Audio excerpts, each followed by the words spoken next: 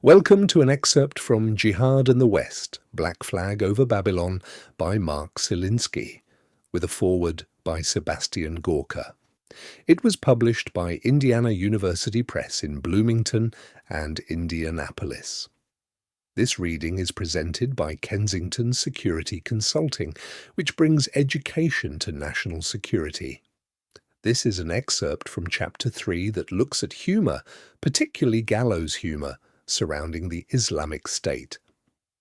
Weaponized humour. Some American leaders have turned to Hollywood to develop a propaganda strategy against the Caliphate. This action has precedent. Presidents have partnered with movie studios to confront an external enemy before, including during World War II, when films boosted morale on the home front, and many celebrities went to war against the Axis powers. 3 generations later, the Obama administration is recruiting Hollywood to battle the Caliphate. In February 2016, Secretary of State John Kerry sought strategic advice from Hollywood producers, executives, and actors. Hollywood had some answers. The rock band U2's lead singer, Bono, long an advocate for political causes, suggested that the White House build a team including comedian Sacha Baron Cohen and others who connect with millennials. They would joke and make sarcastic comments about the Caliphate, but some are skeptical that that would make for effective propaganda. Bono says fight extremism with comedy. Yeah, Bono, like that worked for Charlie Hebdo. In Canada, a trio of Middle Eastern-raised Muslims host The Weekly Show, which lampoons hot issues in the Arab world, including sexual harassment and the Caliphate. One host explains, "Our message to young Muslims is that ISIS is using Islam in a sick way." Western civil servants seek to undermine the state's popularity by appealing to moderate Western Muslims. In Europe, some governments have subsidized anti-caliphate popular culture. Belgian authorities funded a play titled Jihad, in which 3 Belgian Muslims stumble to Syria to fight for a cause they don't understand. One of the militants is an Elvis impersonator.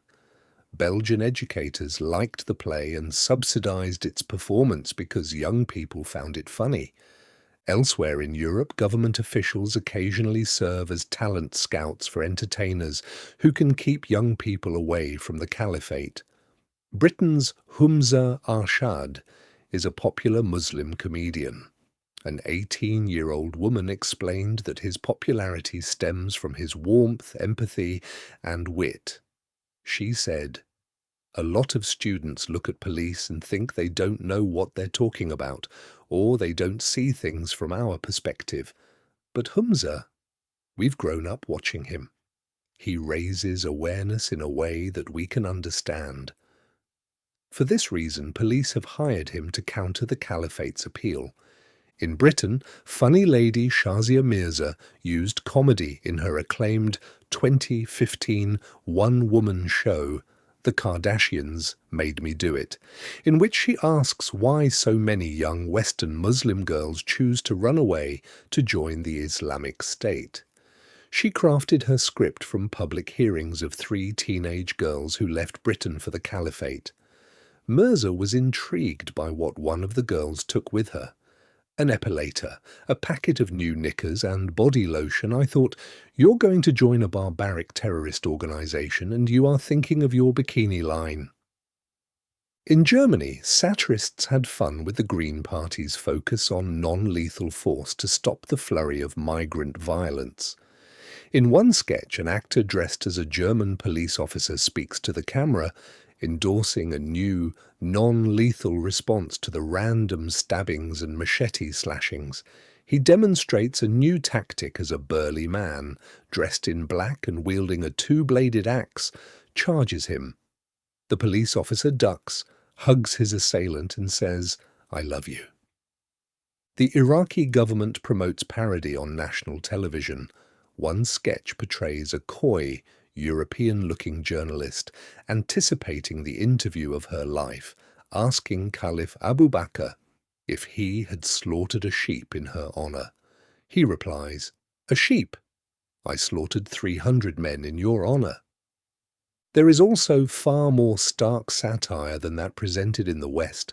A roaming band of avant-garde poets and activists travels to Iraqi towns reciting poetry in absurd situations. Wearing orange jumpsuits, they perform from a prisoner's cage, an ambulance, even body bags. The poets kneel down with their hands tied behind their backs and orate. They burlesque the killing fields of their homeland and taunt the Caliphate through verse in what has been called poetry of the absurd. Cringe humour, gallows humour, and Caliphate humour. Some American comedians have fun with the Caliphate too, but few joke about its Islamic component. They may find nothing humorous about Sharia or do not wish to meet the fate of the French satirical cartoonists. A late-night entertainer, Bill Maher, has been a leading celebrity critic of the Caliphate, but he often feels alone. He admits, "I just don't understand how liberals who fought the battle for civil rights in the 1960s fought against apartheid in the 1980s can then just simply ignore Sharia law in 40 countries." Milo Yiannopoulos, editor of the conservative Breitbart news outlet, said that it is obscene that the political left is happy to pander to and mollycoddle people that want me, referring to his homosexuality, dead. And I'm tired of being polite about it. The problem is Islam. Some Caliphate-connected humour has panicked the audience. In May 2016, there was no laughing when guests at a swanky hotel in Cannes, France, fled for their lives after a boat with a black flag, and 6 men landed on the Riviera. Guests at the Tony Hotel, Du Cap, Eden Rock, scrambled, hid, prayed, and clutched each other while sneering men in commando dress and make-believe suicide vests roamed the area. However, it turned out to be a publicity stunt by a French internet startup, which received the attention it sought. Far from the Riviera, many suffer the reality wrought by the Islamic State. Some use humour as both an escape and a means of protest. Hundreds of thousands of displaced persons subsist in the haunts and despair of vast refugee camps in the Levant. Some are under attack from all sides of the conflict. Mohammed is one of them, as shown below. Profile 7. Snickering from the refugee camp. We also killed the dentists. The unrelenting despondency of Caliphate-created refugee camps offers both opportunities and challenges for Syrian comics. An example of Mesopotamian cringe comedy comes from the comedian Mohammed, a refugee who wrote a story for an American audience. First, he apologized for being late in blogging his heartbreak at the death of Cecil the lion, who was killed by a wealthy American dentist on an African bow-hunting safari. The death of the feline made world news. Wrote Mohammed, "Not Cecil the lion, not him. Truly, is there no innocence left in this world?" In thinly disguised mockery, Mohammed explained that he couldn't use his email to communicate his sorrow at the lion's death because Americans had bombed the local power plant, plunging his village into complete darkness. He wrote that he had had to walk for 2 days to reach an internet cafe, ducking fighters along the way, hopscotching over decomposing corpses of old friends, avoiding the blasts of Syrian barrel bombs, watching state soldiers decapitate boys, and wiping the tears off the faces of girls who had had acid thrown at them. His journey was interrupted when ISIS discovered my brother was gay and they forced me to throw him off a building. 97 Mohammed then had to bury his daughter, who had died of cholera. He did not have to feed his wife because she had been carted off as a sex slave months ago. Mohammed could brave all of this, but the death of Cecil the Lion was too distressing to endure. Finally, stepping out of comedic character and now deadly serious, Muhammad wondered, "What is wrong with America?"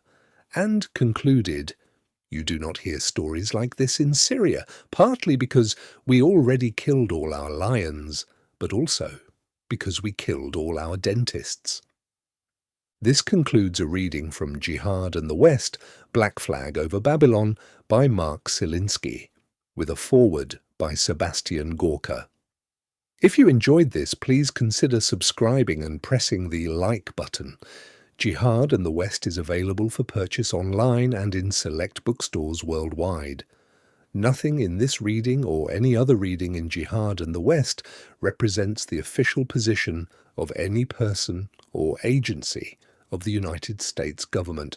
On behalf of Kensington Security Consulting, thank you for listening